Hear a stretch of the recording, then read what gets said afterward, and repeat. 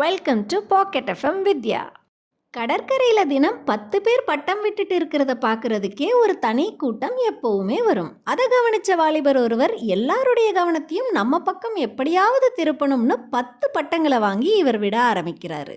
அதை கவனிச்ச அந்த கூட்டம் இவரை ஒரே ஆச்சரியத்தோட பார்க்க ஆரம்பிச்சாங்க. அதை நினைச்சு அந்த வாலிபனுக்கு ஒரே பெருமை. கொஞ்ச நேரத்துல காத்து பலமா வீச தொடங்குச்சு. அந்த வாலிபனால 10 பட்டங்களையும் சரியான முறையில கையாள முடியல.